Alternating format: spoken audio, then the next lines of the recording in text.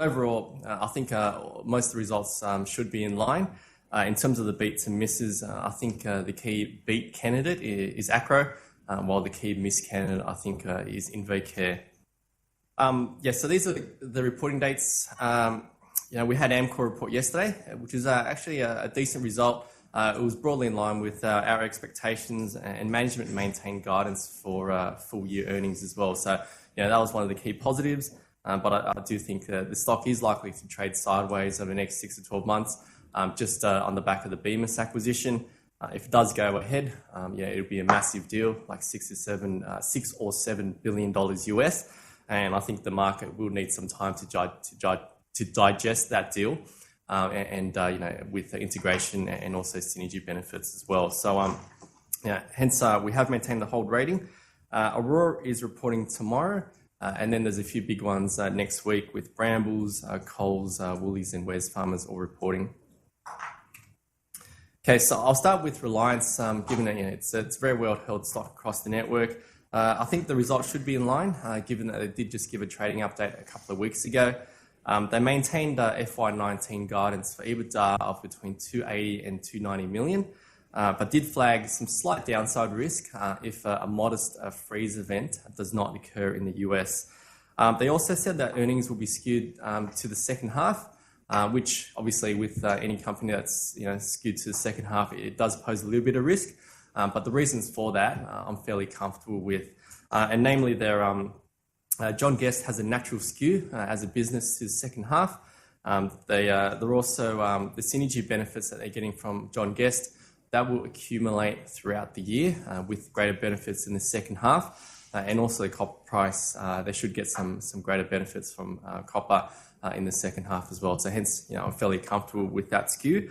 The key positive is that John Guest continues to perform in line with expectations and actually perform pretty well as well, which is quite comforting given the uncertainty that's happening in the UK at the moment around Brexit.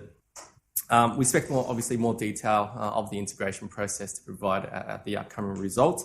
For me, the key things to look out for, other key things will be penetration of shark bite in the US, which is obviously very important because that's the key driver of the stock in the longer term, and also the FX impact, which we expect should be positive.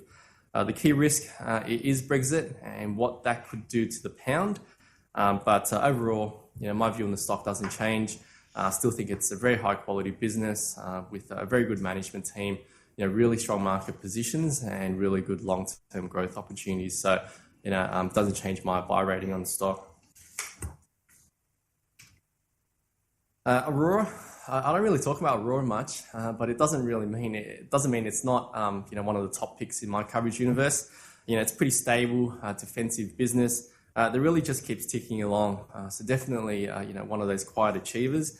Overall, I do think the result will be in line. Management has a very good track record since Aurora was demerged from Amcor about a bit over 5 years ago. They've either met expectations or slightly beat expectations. So they've never missed. Going off that track record, I expect that to be maintained. Key things to look out for will be the performance of Australasia and North America. Pretty stable, defensive, developed markets. So I expect underlying growth to be pretty stable as well. Integration of recent acquisitions. So Aurora made 2 acquisitions during the half. We'll obviously look over the next 6 months in integrating those acquisitions. And management's track record has been very good historically as well. The strength of the balance sheet, Aurora easily has the strongest balance sheet in the packaging sector, which is one of the key attractions for me with this stock, which leaves it plenty of capacity to do other deals, and the FX impact which should be positive. The key risk is high energy costs and also high raw materials costs. But the good thing about Aurora is that they're pretty transparent, and a lot of these have been well flagged to the market. They're also doing a lot of things internally in order to offset those headwinds. I'm pretty comfortable with that. So, the stock's trading on about 16.5 times FY19 PE, 4.5% yield.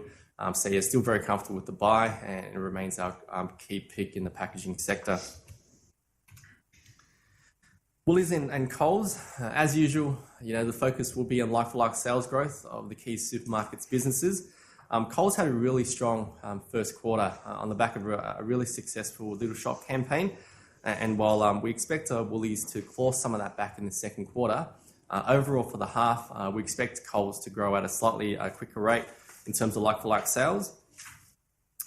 For Woolies, the performance of Big W looks like it's improving, but it's still very early days, and the business will again be loss-making this year.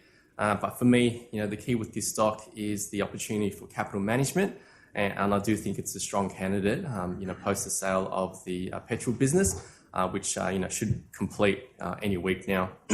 Coles, like I said, the performance of the supermarkets business I think should be solid, and just a reminder that there will be no first half dividend paid by Coles.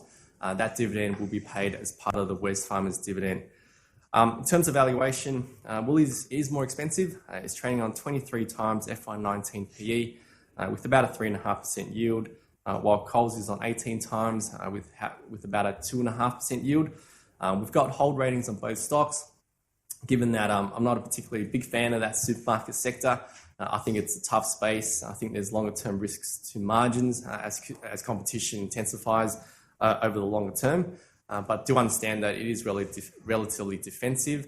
And if you're going to choose one of those stocks, I do prefer Woolies over Coles, mainly because I do think it's a better business. And with the proven management team and the potential for capital management is obviously a bonus. Wesfarmers, I think the results should be okay. We already roughly know what the department stores earnings will be, given that they did give a trading update back in January.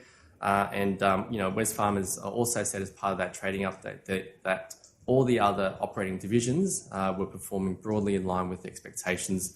On the back of that, I don't expect too many surprises with the result. Obviously, the performance of Bunnings will be important given post the demerger of Coles. Falling house prices, that's obviously a risk. But if you look at Bunnings' track record over the last 20-25 years, it's been very, very good. So I expect that strong track record to remain going forward. With Wesfarmers, there's also the potential for capital management, given a lot of asset sales over the last 12 months, and obviously the big question is obviously what they do with that cash. Acquisitions is always on the cards, and obviously the potential for capital management as well. Given some about $300 million dollars of franking credits on the balance sheet. The stock's trading on about 18.8 times FY19 PE with a 5.5% yield. Still looks really attractive for me, and I do think that potential for capital management is a nice little bonus. So those are probably the key stocks in my coverage universe. As for the rest, PWH, still very happy with PWH. I think it's a great business, and I last spoke to them around that November-December period, and Keys said that they were absolutely flat out trying to get stuff to customers. So it looks like everything's going really well, and I expect a good result from them. The key risk is obviously Brexit and what that could do to the pound. But in general, really like the business, and I think it's got really good long-term growth opportunities. Acro, this is a key potential beat candidate for me. So if you look at our earnings forecasts for the first half, it's basically purely driven by the acquisition that they made back in August, and our expectations for organic growth for the first half are 0. If you look at organic growth for Acro over the last 3 years, it's averaged about 50%. So the fact that we've got 0 organic growth, I think, is very conservative, and I'd be very surprised, if they didn't comfortably beat those forecasts. Overall, I still really like the stock. It's trading on 7 times FY19 PE, 4.5% yield. So the valuation is definitely not demanding, and I think management have done a really good job, and the balance sheet is still very strong. InvoCare, I think the result could be weak. It's probably it probably is my key miss candidate. The number of deaths in 2018 fell quite substantially, which doesn't bode well for the result.